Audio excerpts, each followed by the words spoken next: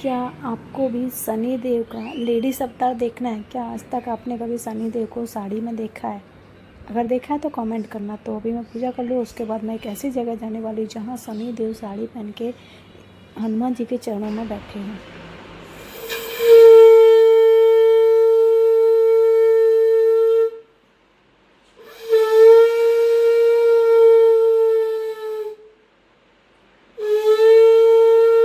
Hello, good morning my friend. हर हर महादेव। आज एक्चुअली मैं ऐसी जगह जाने वाली हूँ जहाँ बहुत ही चमत्कारी मंदिर है। वहाँ अच्छे अच्छे रोग ठीक हो जाते हैं। अगर आप लोगों को उस मंदिर के बारे में जानना हो तो ब्लॉग को स्किप मत करना। ये मंदिर एक ऐसा है कि जहाँ पर आपके कितने भी कष्ट हो, शनिदेव आपको कितना भी परेशान कर, एक बार आप दर्शन करने जाओ, सारे कष्ट दूर। तो ऐसी जगह कौन नहीं जाना चाहता? वैसे आप गए होगे पर शायद आपको इसकी महिमा पता ना हो। तो इस ब्लॉग में मैं आपको सारी स्टोरी बताऊंगी, तो ब्लॉग को स्किप मत करना। अभी फटाफट निकलते हैं, लोग नीचे वेट कर रहे हैं मेरा। तो अभी मैं ये नीचे आ गई। यहाँ पर हम लोगों ने कैब बुक किया था, चलो चलो कैब आ बेटा। गया। अभी हम यहाँ से निकलेंगे और हम जब आगे पहुँचे तो यहाँ पर बाबा सीताराम के ये लोग पगपाड़ा यात्रा निकली और ये लोग यहाँ पर विश्राम कर रहे थे। तो हम लोग भी यहाँ पर चाय नाश्ता के लिए खड़े रहते। आज है हरीश का बर्थडे, तो हैप्पी बर्थडे बोलूँ।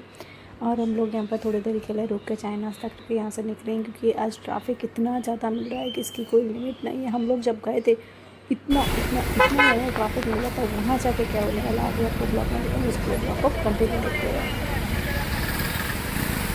ट्रैफिक इतना ज़्यादा था कि हम लोग सहारनपुर से 2 किलोमीटर पहले से पूरा जाम था। ऐसे तो 5 किलोमीटर से था, पर हम लोग थोड़ा थोड़ा पहुँचे। 2 किलोमीटर से तो इतना जाम था कि गाड़ी चिकने का नाम नहीं लेती। इसलिए हम लोग गाड़ी से उतर गए और हम लोग चल के मैंने कहा तुम लोग गाड़ी से आते रहो, हम लोग चल के जाते ताकि दर्शन हो जाए। क्योंकि हम लोग घर से निकले थे सुबह 8 बजे और हमको सहारनपुर पहुँचते पहुँचते 12 बज गए और 1 बजे मंदिर बंद हो जाता। तो हम लोग फटाफट दर्शन के लिए लाइन में लग गए। और हम लोग जब अंदर एंटर हो रहे हैं तो यहाँ पे इतना ट्रैफिक दिख रहा है, लगता तो नहीं है कि हम लोग दर्शन कर पाएंगे। अगर दर्शन नहीं हो पाए तो 3 बजे के बाद दर्शन होंगे।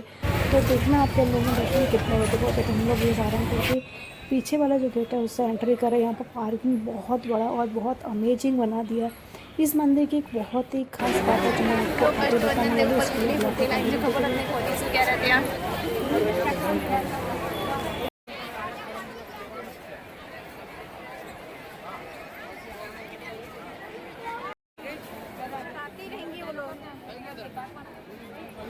ऐसे तो हनुमान दादा के इतने नाम है कि मैं आपको गिनाऊंगी तो शायद मुझे ही कम पड़ जाएंगे, लेकिन इसकी मैं महिमा आपको बताती हूँ। पहले मैं दर्शन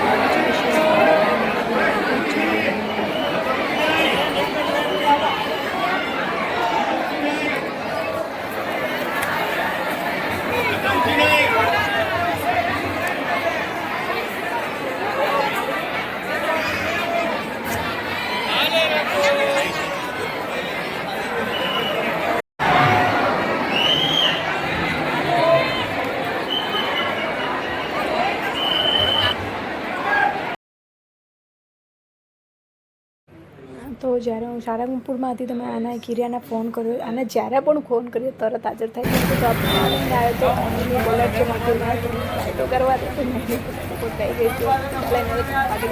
એકચ્યુઅલી આ મમ્મીની જે ખાસિયત છે તમને લોકોને કહું કે એક બહુ જ જૂની વાત છે કે જ્યારે શનિદેવ મહારાજ ગુસ્સે થયા હતા. કહેવાય છે કે શનિદેવ ગુસ્સે થાય તો બધાની હાલત ખરાબ થાય. જ્યારે શનિદેવ મહારાજ ગુસ્સે થયા હતા ને જ્યારે એમણે બધાને હેરાન કરવાનું ચાલુ કર્યા, ત્યારે હનુમાન દાદાના ભક્તે હનુમાનજીને કીધું કે દાદા આપ મને હેરાન કરે છે ને, બહુ જ હેરાન થઈ ગયું છે, હવે હું ક્યાં જવું? તો તમને પૂછું છું તો મને કાંઈ સમજાતું નથી.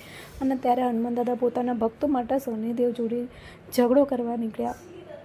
અને હનુમાન દાદા બાલ બ્રહ્મચારી છે, બધાને ખબર છે કે લેડીઝને જોડે હાથ નથી અડાવતા. એટલે શનિદેવે વિચાર કર્યો કે હનુમાન દાદા જોડે ઝઘડો કરવાનો કોઈ મિનિંગ્સ નથી, આપણે જીતવાના તો છે નહીં. એટલે એમને સાડી પહેરીને એમના પગમાં બેસી ગયા. એટલે હનુમાન દાદા એમને માફ કરીને કીધું કે જો કોઈ ભક્ત અમારી આ મૂર્તિની પૂજા સેવા કરશે તેને શનિદેવ કોઈ દિવસ હેરાન નહીં કરે. અને ત્યારેથી જે લોકો અહીંયા સારંગપુર પૂજા કરવા આવે છે તેના શનિદેવ કોઈ દિવસ હેરાન નથી કરતા. દર્શન કર્યા પછી અમે નીકળ્યા છે એકેના ઘરે. તે મને કીધું અહીંયા મૂકી ગયો હતો ને હું એકે અને ચંદુભાઈ આવ્યા ઘરે, અને અહીંયા ભાભી અને મમ્મી અહીંયા જમવાનું મસ્ત સરસ મજાનું બનાવી રાખ્યું હતું. તે મેં જમી લીધું. જમીને 5 વાગે મેં અહીંયાથી ફરી નીકળી પડ્યા છે અમદાવાદ જવાનું. અમદાવાદ જવા આવ્યા તો ખ્વાહિશ મેડમ અહીંયા આઈસ્ક્રીમ ખાવા બેસી ગયા છે. એમને એવું હતું કે મમ્મી તો છે નહીં તો આપણે ફટાફટ ખાઈ લઈએ. અને પછી અમે અહીંયા ટ્રાફિક જોઈ તો કોઈ સાધન અમને લઈ જવા તૈયાર નહોતું. પછી મેં વિચાર્યું કે હવે શું કરીશું? તો પછી અમે અહીંયાથી પર્સનલી ઇકો કરી અને ઇકો કરીને અમે ઘર માટે નીકળ્યા છે. હવે અમે ઘરે તો જઈએ છીએ. ઘરે ગયા પછી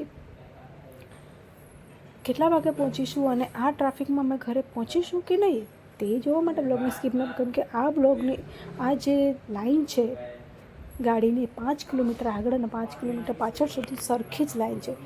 અને અમે નીકળ્યા 6 વાગે બરવાળાથી નીકળ્યા અને અમને અમદાવાદ ઉજાલા ચોકડી પહોંચતા વાગી ગયા 11. 6 થી 11 એટલે 4 કલાક અમને ખાલી બરવાળાથી અમદાવાદ પહોંચતા થઈ ગયા છે. અને હવે અમે અહીંયાથી કરીશું ઉબેર કરીને પછી ઘરે જઈશું. ઘરે ગયા પછી અમે જમવાનું ઓર્ડર કરીને જમવાનું મંગાવીશું, પછી જમી લઈશું, કેમ કે જમવાનું પછી મળશે નહીં. એટલે મેં કીધું અહીંયાથી નીકળીને તરત જ ઉજાલાથી જેવું મેં રિક્ષામાં બેઠા ને તેવું મેં જમવાનું ઓર્ડર કરી દીધું. અને ઓર્ડર કરીને મેં જમવાનું ઘરે મંગાવી લીધું. અને મારું આ પાર્સલ પણ આવી ગયું છે ને અમે પણ ઘરે પહોંચી ગયા છે. Thank you for watch, like, comment and share. આવા જ બ્લોગ જોવા માટે રાધા રમણીયન ચેનલ સબસ્ક્રાઈબ કરી લેજો. અને હું તમારા લોકો માટે એક નવું સોંગ લઈને આવી છું. બોલો જય સિયારામ. તો એ સોંગ તમારે જોવું હોય તો મને કહેજો, તો હું આ ચેનલમાં પણ મૂકી દઈશ. મેં અત્યારે નવી ચેનલમાં મૂક્યું છે. અને મેં ઘરે બેસી ગયા છે ને મેં ફટાફટ આવીને પહેલાં ના ગઈ હતી ને પછી જમવા બેસી ગઈ, તો આજે જમી લીધું છે.